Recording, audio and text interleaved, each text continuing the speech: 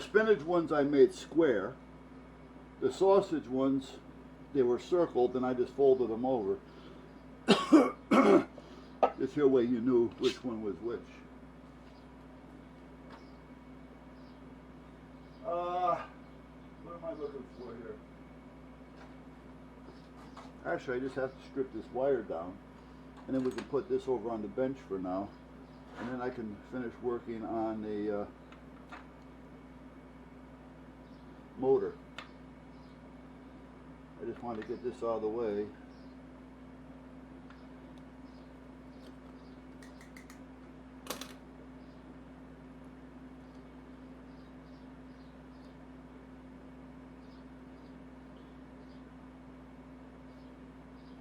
I guess I could put this in the drill. But when you do that, you gotta watch out because it'll shorten it on you.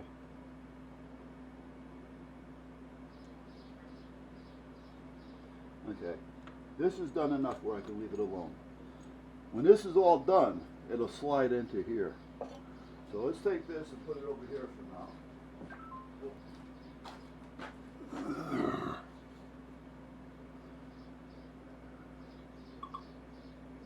How do I keep hearing? The camera?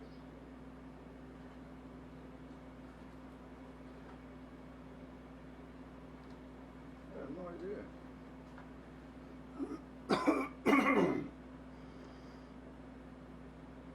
I have no idea. Okay. So now that I've got a total disaster here, yeah, the other day, you notice how clean it looked? It actually looked like I had a lot of room in here. What happened?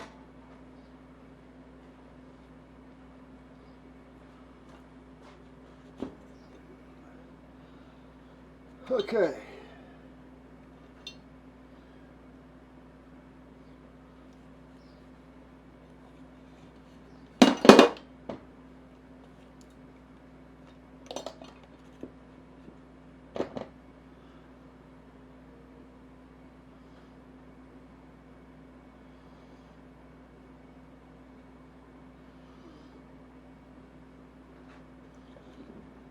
Put it this way for a minute.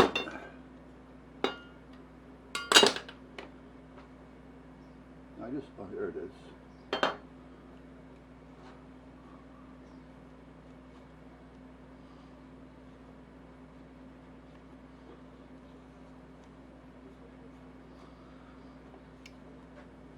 All right, now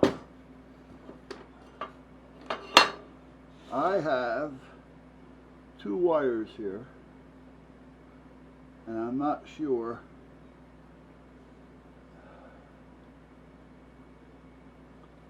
exactly what I'm doing with them because I got to take this back apart. Talking about the wife being unorganized. Hello. I got the switch here. Well, this one of these wires. Well, actually, I don't have to do that. I can just break the wire here. Yeah, I could do that. That's what I'm hearing. All I gotta do is cut this open a little bit, cut one of the wires in half, and put it across the switch, and I'm done. So I don't have to take this off. Ah! Good thinking, Buzz. Gee, thanks.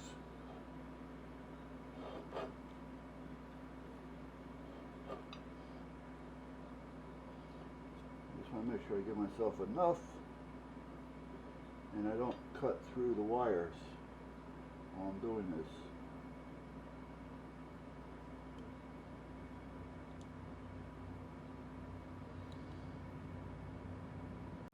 Should have used my strippers. I'm better with those. I am. I can feel it, you know, you can feel the wire.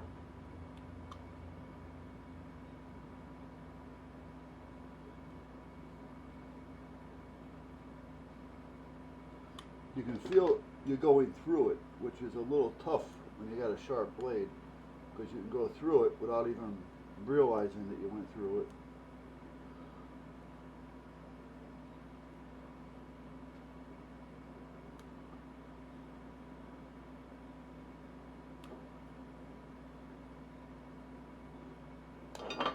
There. Here we go.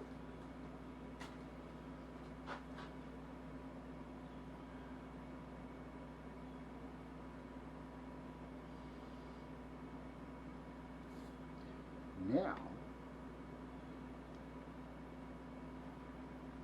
let's cut this piece of thread.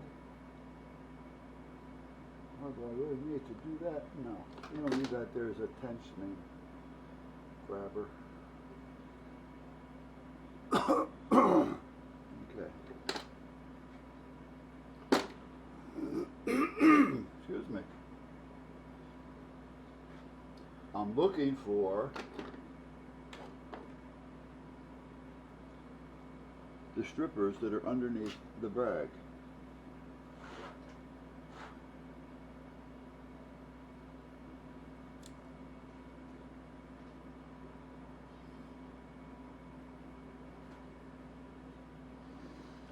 So when I use these, I keep my baby finger underneath there, and I kind of use that as a judge tool so that when I'm cutting, I don't cut it off, because my baby finger kind of works it. There's a spring on there, and sometimes they have a stopper on here. That's what this nut is. You slide that up, it'll stop this from closing all the way, and there's adjustments here. But if you're going to do that each time you use this thing, it's going to take you forever to do anything. And I don't like the big ones that had the different colors and all. I've used these for so long, and I'm so used to that finger, I can feel every little wire I cut through.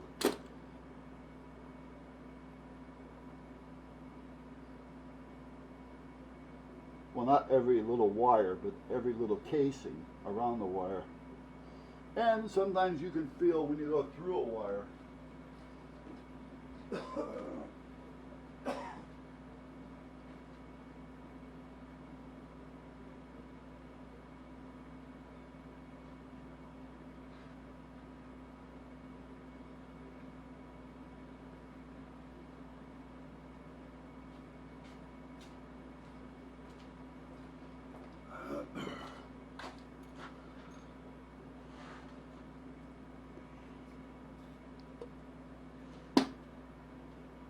Now, the only thing I'm not crazy about is using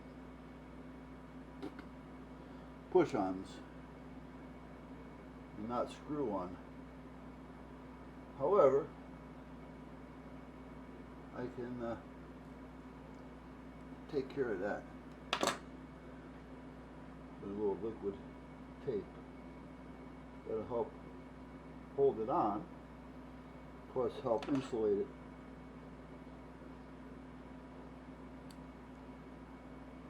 Liquid tape is nice to have around. Therapist just got here.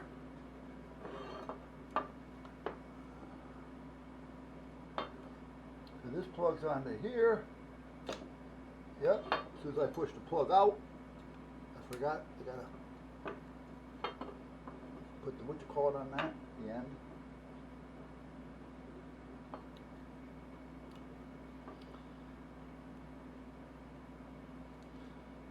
As soon as I get this plugged in, I'm going to shut down for a minute because the therapist just got here. I got to get the boys out of the house. Okay, so I'm back.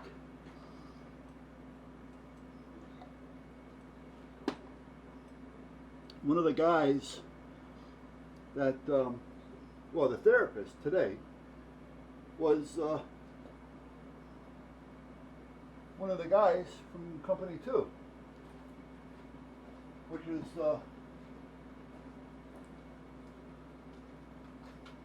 around the corner here.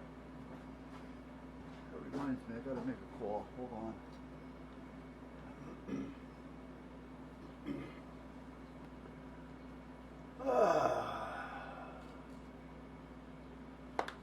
Okay, well that was a I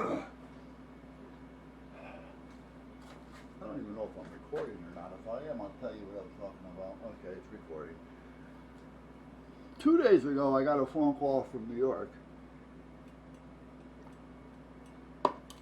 There's a couple of people out there that want to get certified, so they're calling me. Now, this is something that I don't mind doing it when it comes to firearm safety. I'm a big believer in that, but I don't want to get back into it to where I'm going nuts dealing with classes all the time.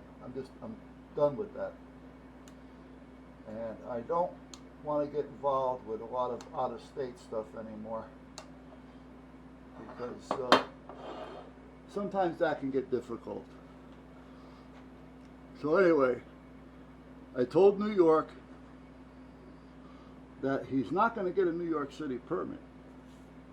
To get a permit for the 5 boroughs, you can get a permit for the state, a gun permit. To carry, go to the range, whatever you want to do with it. However, you can't go into the 5 boroughs with it. There's nobody that can legally get a gun permit in the 5 boroughs unless you're law enforcement or somewhat connected to that, or you're working for a company to where they're making deposits and you're making the deposits for them, and you're physically carrying valuables, money, jewelry, stuff like that, because of the diamond district down there. Then you can get a permit to carry, but only when you're working. So if your job is 9 to 5, that's when your gun goes on. So he lives in New York. I says, you're not going to get a permit for New York. He goes, well, can you certify me? I go, yeah. I said, but I'm taking your money and you're wasting your time. He goes, well, what about a Connecticut permit? I go, you can get a non-resident permit in Connecticut. However, you have to have a permit to get it.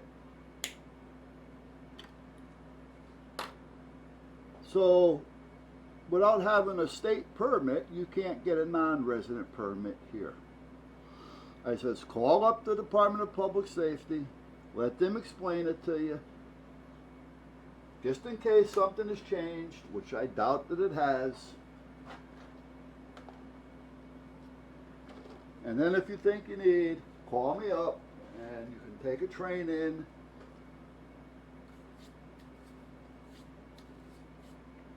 There's a station right here in town,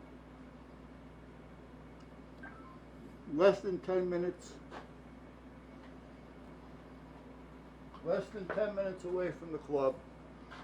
It's between me and the club. I'll pick you up if you need to be, and I'll drop you off. I don't care, but I don't want to do it unless you're going to be able to get your permit. Do I want the money?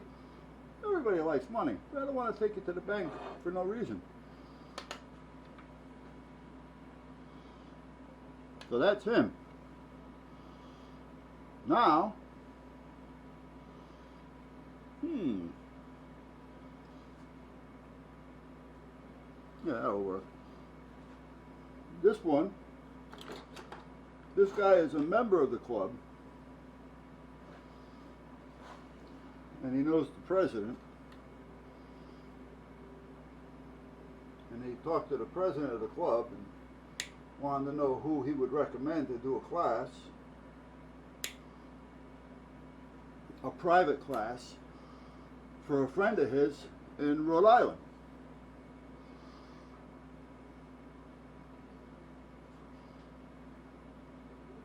So the president, Paulie, gave him my number. So now there's another one in Rhode Island that wants to come down and get a permit. There's instructors up there, but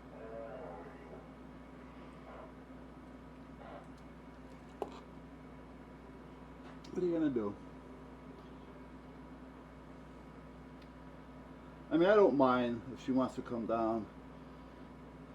And, you know, Rhode Island's not that far. And I'll give her a private class, one-on-one. That's what she wants.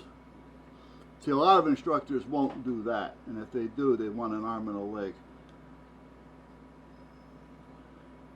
There's an instructor in another town. If you want a private class, you're going to pay. Last I heard, somebody gave him $1,500 for a private class. One day, one-on-one, for a basic firearm permit. Now, needless to say, he really doesn't do much of anything.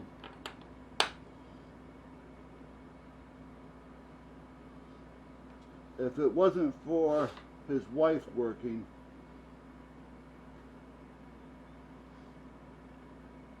he'd probably be out of business and in the welfare line.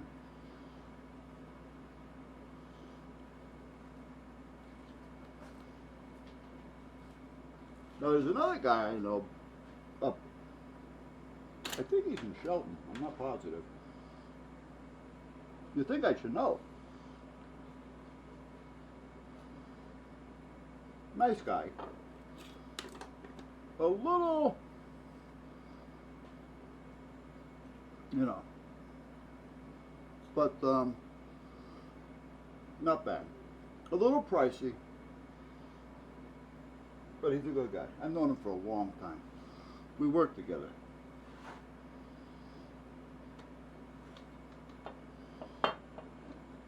He's worked for me.